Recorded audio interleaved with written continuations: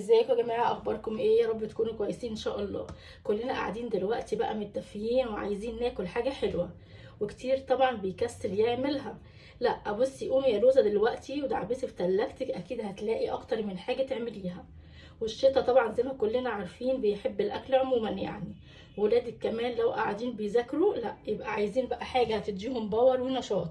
هعمل لكم دلوقتي نوع حلويات شرقيه حلوه جدا. يلا نشوف طريقتنا مع بعض. خلاص يا بنات، وصفتنا ان شاء الله هنعمل جلاش حلو. هنحشيه طبعا مهلبيه كده او اي كريمه انت عايزه تحطها لها. بس احنا النهارده ان شاء الله هنحشيها مهلبيه كده، بتبقى حلوه جدا. خلاص. احنا طبعا قاعدين دلوقتي بقى في السهره، والولاد عايزين اي حاجه حلوه، وانا بصراحه ما كنتش محضره اي حاجه يعني. فما فيش اي مشكله، احنا هنتصرف هنعمل لهم اي حاجه. خلاص، انا معايا لفه جلاش. بصي هي لسه اهي مجمده. لسه مخرجاها حالا من الفريزر. فطبعا على بال ما نعمل الكريمه معانا او المهلبيه، وكمان نعمل السيرب بتاعها، يعني تبقى بقى فكت معانا. هنركنها دلوقتي. اول حاجه هنعمل السيرب يا جماعه. ماشي، هنا دلوقتي معايا كوبايتين من السكر. هحط لهم كمان كوبايتين من الميه. بسم الله الرحمن الرحيم.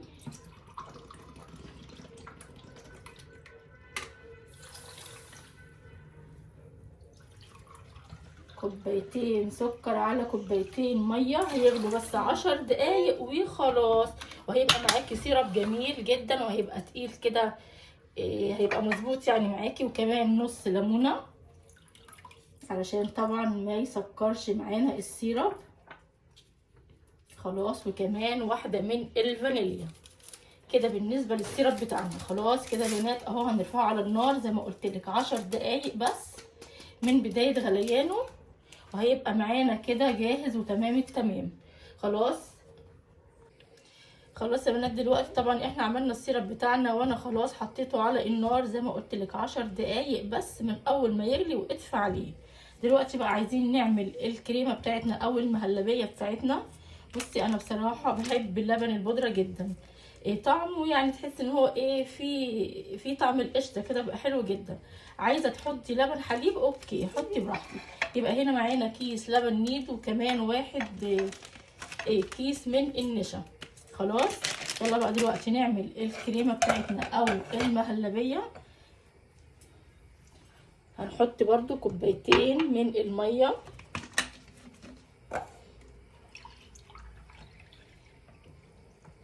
نحط كوبايتين كده من الميه. عايزه تستبدلي كل ده باللبن الحليب اوكي، مفيش اي مشكله خالص.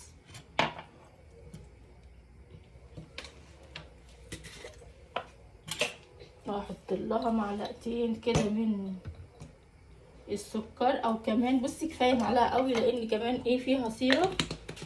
نقدر كمان نعمل الكريمه من غير سكر خالص. خلاص. هي معلقه واحده بس مش اكتر. عايزه كمان تشيليها خالص مفيش اي مشكله برضو، بس هي معلقه يعني مش هتاثر خالص. خلاص كده يا جماعه، هنحط بقى النشا بتاعتنا اهي. احط الكيس كله. احط الكيس كله كده بالشكل ده. وكمان هحط كيس اللبن البودره.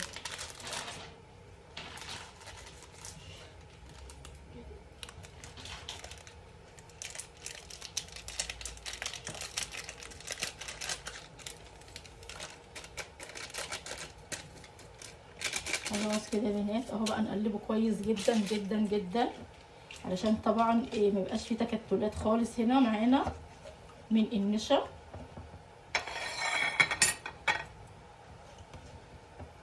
بالشكل ده. هرفعها طبعا على النار لحد ما هتجمد معانا، او الخليط اللي معانا ده هيسمك، وكده المهلبيه هتبقى جاهزه. يبقى احنا كده خلصنا السيرب، وكمان خلصنا المهلبيه اللي معانا. فاضل بس نستنى استاذ جلاش ده على بال ما يفك. ان شاء الله على بالي الاتنين بس كده ما يجهزوا يكون الجلاش معانا كمان جاهز وفك كده وبقى تمام التمام. خلاص يا بنات، بصوا انا هسيح لها كده قطعتين من الزبده علشان طبعا هندهن رقات الجلاش اللي معانا دي بالزبده. عايزه تحطي سمنه مفيش اي مشكله. خلاص انا بقول لك يعني ايه المفروض نعمله، بديكي اختيارات كمان. بس بالشكل ده هحطها على النار يا بنات، اول ما هتتقل هطفي عليها يبقى كده ايه جهزت معانا. السيرب اهو بعد ما جهز، وكمان المهلبيه بصي القوام بتاعها، ولسه كمان لما هتبرد هتتقل كمان شويه. طبعا احنا مش عايزينها تكون معانا سايله، لا احنا عايزينها جامده بعض الشيء. خلاص زي ما قلت لكم الاتنين كده جهزوا مع بعض. احنا بقى دلوقتي مستنيين الجلاش لما يفك يا جماعه علشان بس ايه ما يتكسرش معانا. هنديله كمان 10 دقايق كده ونبدا بقى نشتغل فيه. خلاص كده يا بنات اهو الجلاش بتاعنا بعد ما فك. إيه بصي اهو، طبعا خليه ايه يعني على مهله كده يفك علشان بس ما يتكسرش منك، وحتى لو اتكسر مفيش اي مشكله، هو كده كده ايه هيتدارى في الصينيه. هو احسن كتير طبعا انك تجيبيه فريش وتشتغلي بيه على طول، بيبقى فاكك معاكي كده وحلو قوي. هنا معايا طبعا قطعتين من الزبده زي ما قلت لك سيحتهم. خلاص اهو تقدري تحطي سمنه زي ما انت عايزه، يعني ياخد راق راق كده او حتى راقين مفيش اي مشكله من الجلاش. بسم الله الرحمن الرحيم. بصي هنبدا بقى نحط كده زي ما قلت لك. يفضل طبعا تجيبي الجلاش يعني وتخليه بقى يفك على راحته، انا طبعا استعجلت عليه يعني فبرضه مفيش اي مشكله.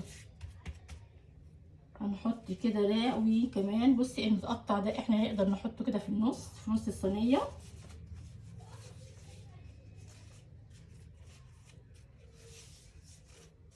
خلاص يا بنات اهو.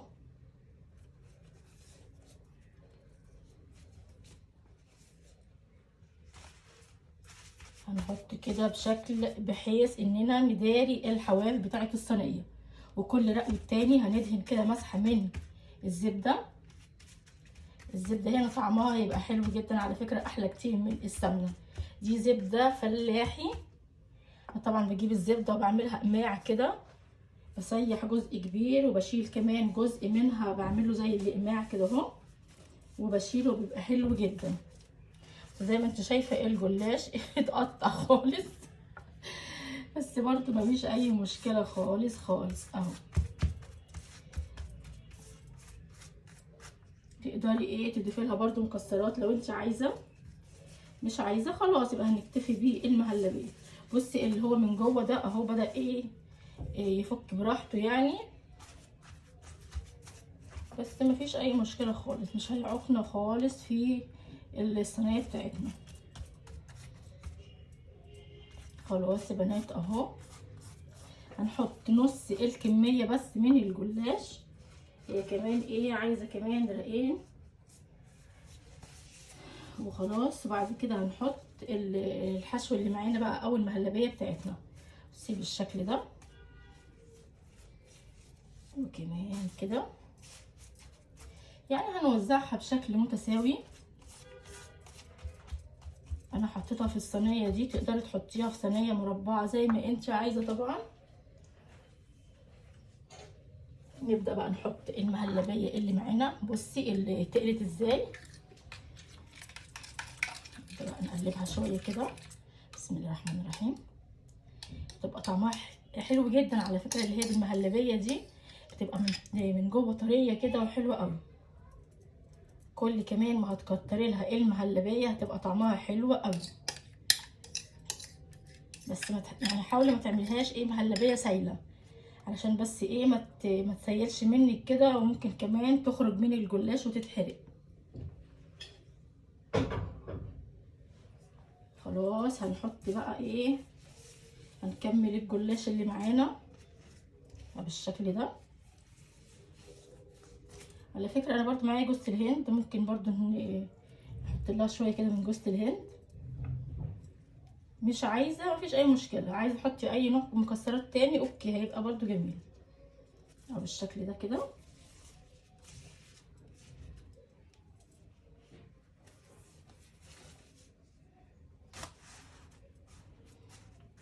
نص الصينيه الصينيه دي هتبقى جميله جدا على فكره. بصي جه في الاخر والجلاش اتظبط معانا اهو.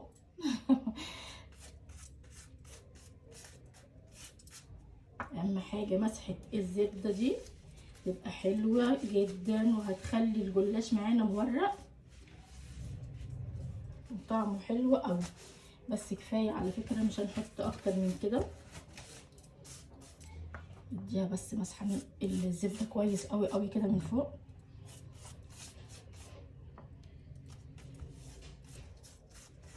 نبدا بقى نحط اللي هو على الحواف بتاعه الصينيه دي علشان يقرمش معانا ويبقى كمان واخد لون جميل جدا زي ما انت شايفه كده. هقولك دلوقتي طبعا هنعمل فيه ايه. احنا مش هنسيبه كده او مش هندخله الفرن كده يعني. هقولك دلوقتي هنعمل فيه ايه. بصي بالشكل ده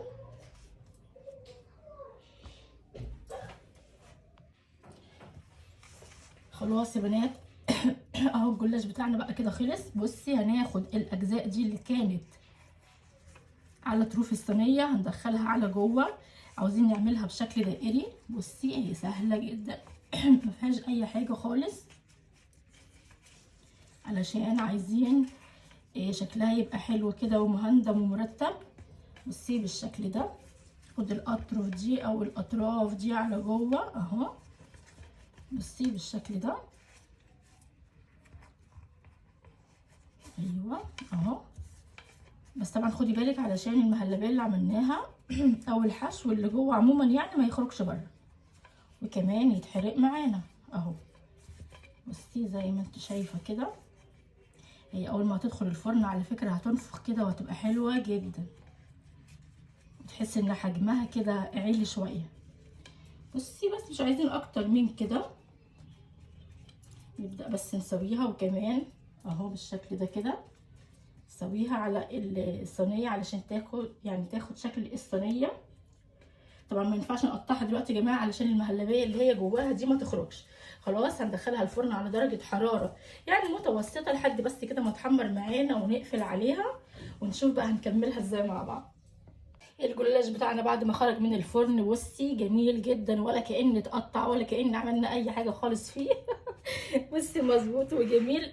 واخد كمان اللون الذهبي كده وشكله حلو قوي. يلا بقى دلوقتي نشربه بيه السيرب اللي معانا. بسم الله الرحمن الرحيم.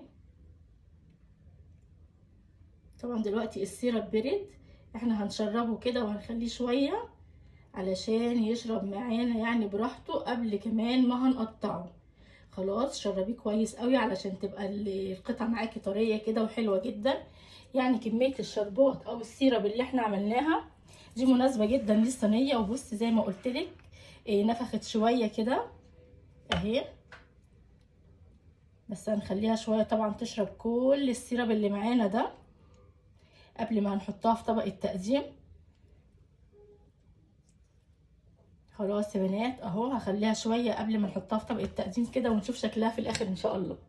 الجلاش بتاعنا يا جماعه اهو بعد طبعا ما خرجتها من الصينيه وحطيتها في الطبق اهو بالشكل ده. بصي لونها حلو جدا جدا. تقدري كمان تحطي لها اي زواق انت كده عايزاه. دي يعني معلقه كده من جوز الهند، بما ان هي فيها جوز الهند يعني اعمليها جربيها بالطريقه دي ان شاء الله هتعجبك. وحاجه طبعا موفره واقتصاديه يعني مفيهاش كمان مكونات كتير وهتعجبك ان شاء الله، هتعجب الولاد. جربيها. بس كده وده كان فيديو النهارده. باي باي حبايبي.